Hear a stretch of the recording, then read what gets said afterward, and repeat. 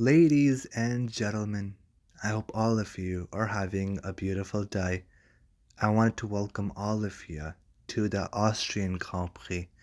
Austria, in my eyes, it's a pretty underrated country. It's a beautiful, beautiful country as well, I must say. It's definitely, personally, a country that I would love to visit. It's not much heard of, so it really grows my curiosity about the country, and I'm really, it's a very interesting country, I must say, in a way. So that was just a personal thing. I have interest in almost every country that Formula One goes to. I mean, it just like I said, it's always interesting to see what countries um, what was their special what's their speciality, what do they bring us, what's their culture like, and it's always interesting. And that's why Formula One, it's such a beautiful sport, because it doesn't stay in one city, it doesn't stay in one country. It goes from country to country, and you see just everything all year long. And like, we were in the beginning of the year, we were in Arab countries, so we saw the Muslim culture and the Arab culture, and then now we're in, and then we were a few weeks ago, we were in Montreal, in my city, and then you guys saw the culture we have here in my country here.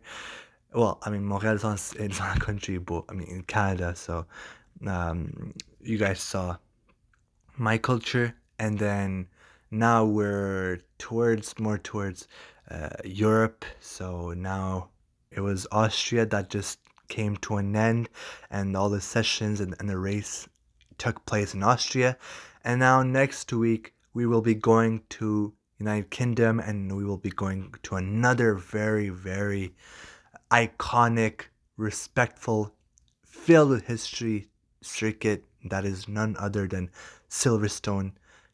Beautiful, beautiful track, such an iconic track, and it's always a delight for me personally to watch that race as well. I'm always very, very personally always excited for Silverstone, even though Monaco is my favorite personally, I would say. Let me know what's your favorite track, because mine is Monaco. Monaco is always special. It will be the most special, but on the other hand, Silverstone has its respect, and it has its own very, very special feeling, special memory about Silverstone. So very excited for the next one coming in very, very soon. So here I go with my reaction on race day. So Austrian Grand Prix race. Here we go. We got a podium, ladies and gentlemen. We got a podium.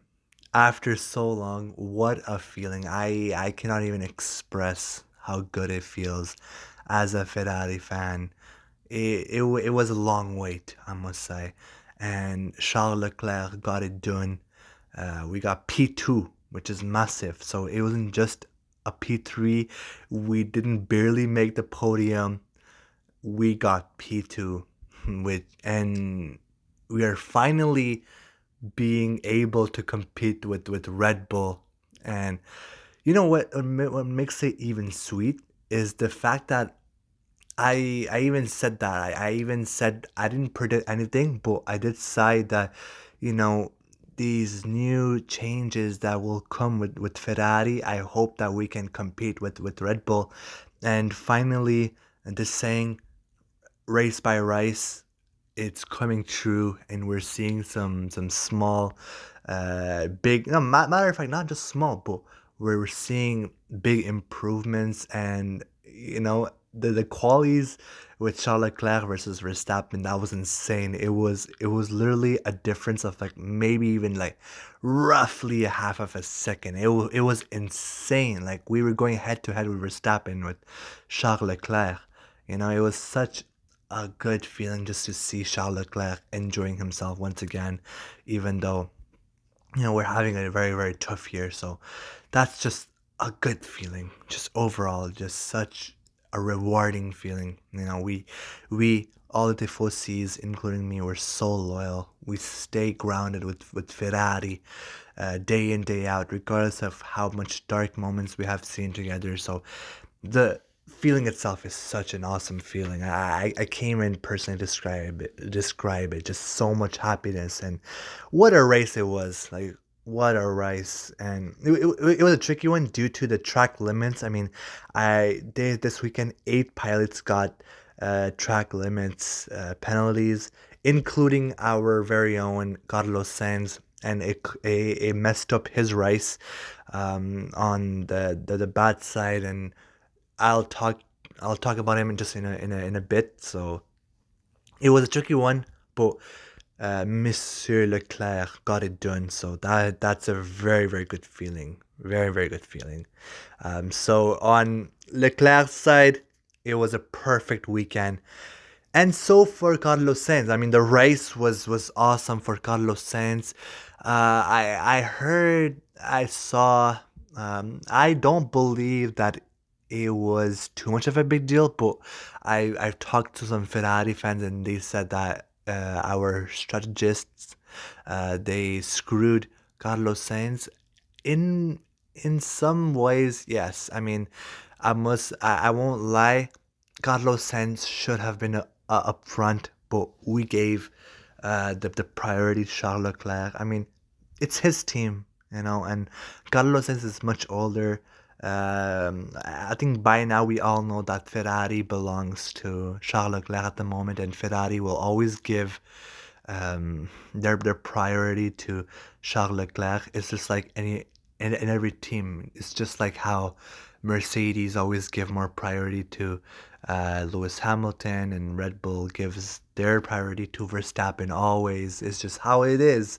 There's always one preferred more, even though the truth is, I will say it again. Even I don't want to ruin Charles Leclerc's uh, wonderful, beautiful performance, but this year so far, Carlos Sainz has been carrying Ferrari on his back.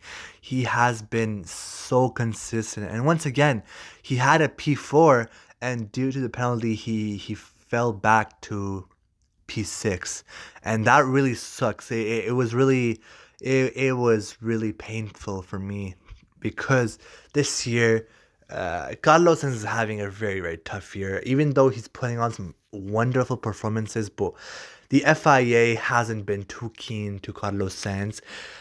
Today, not today, but this weekend, it was. I must say, it was, even though it was a harsh decision, I accept it. I say that okay. I mean, I totally get the fact that yes, he did exceed the track limits. We'll take that penalty, even though that it's harsh. So I won't really complain. But so many other races, at least 3 or 4 races, where Carlos Sainz got absolutely screwed by the FIA. So for me, of course, it's not a good feeling at all. But so far this year, from what I've seen, even though Charles Leclerc got our only 2 podiums, Carlos Sainz has been an absolute tear. He is our best pilot this year. There's no doubt about that. It's not even an argument. I mean, the facts must cite. I think the only fact that I would maybe lose on is the podiums, since Leclerc has the only 2 podiums. But when it comes to consistency, it's Sainz. He has been electric day in, day out, week in, week out, and everywhere from starting from Australia till now Austria that is finished. He has been nothing but consistent. The only time he got screwed was because of the FIA. Except that he has been just phenomenal with the performances, and it will be very interesting because both Carlos Sainz and Charles Leclerc's contracts are coming to an end. So there will be a lot of decisions, and it is a very important year for both of our pilots. So it'll be really interesting. But so far, I know who. I mean, I won't talk about it right now. I think I'll talk about it mostly towards the end of the season. But I already made my mind almost to who we should resign and to who we should let go and bring in another pilot in his place. So thank you guys for tuning in. What a race it was. What a weekend. I'm just so happy, so glad. And now we will go to Silverstone with so much momentum, so much happiness, just so much good energy. And it's just, it feels like our prayers been answered as a Ferrari fan. We kept so much patience, and now God has been listening to our prayers. So thank you guys once again for tuning in. I hope all of you have a great day. Take care, buddy. Have a great night. Bye bye.